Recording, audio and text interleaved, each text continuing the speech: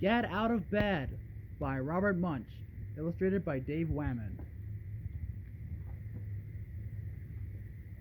In the middle of the night, when everyone else was asleep, Amy went downstairs.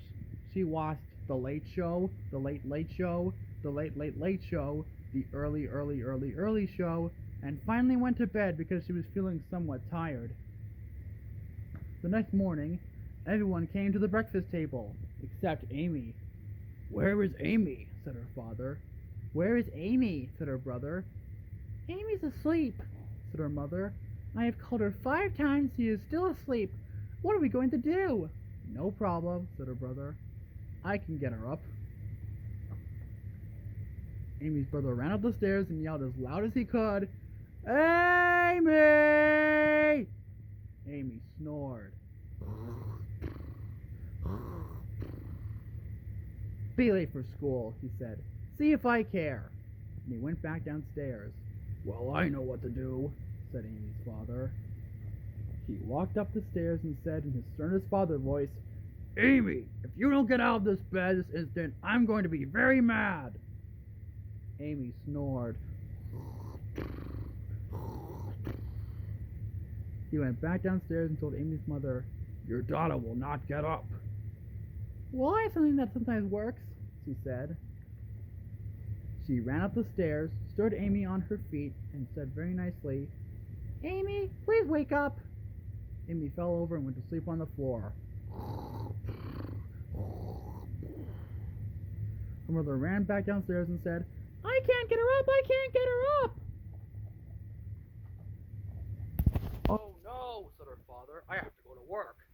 "Oh no," said her brother, "I have to go to school." "I have to go to work too," said her mother. "But what are we going to do with Amy?" "Let's take her to school in her bed," said her brother. Amy's mother and father looked at each other and said, "Good idea." So they put Amy back in her bed and picked it up. Then they walked out the front door, down the street, around the corner, through the schoolyard, and into the school. They put the bed down in the back of the classroom and left. Later that day, the principal came in and said, "What is going on here?" "I don't know," said the teacher. "It's Amy. She will not get out of bed." "No problem," said the principal. He walked over and yelled at Amy as loud as he could. "Wake up!" Amy snored. "I give up," said the principal. The teacher taught reading, and Amy didn't wake up. The teacher taught arithmetic, and Amy didn't wake up. They went to gym, and Amy didn't wake up. They went out for recess, and Amy didn't wake up. They had lunch, and Amy didn't wake up. They had art, and Amy still didn't wake up. Finally, it was time to go home. "Call the mother, call the father," yelled the principal. "Get this kid out of here." So Amy's mother came from work, and her father came from work, and her brother came from school. They picked up Amy's bed, carried it home, and all had dinner.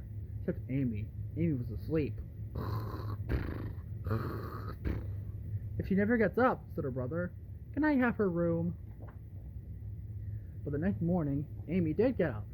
She ran downstairs and said, "Oh, I'm hungry. I haven't eaten in years." "Nice to see you," said her mother. "Did you have a nice sleep?" "Wonderful," said Amy, "but I had strange dreams." Then her mother went to work, and her father went to work, and Amy and her brother went to school. At the door of the school, the principal said, "Good morning, Amy. How are you today?"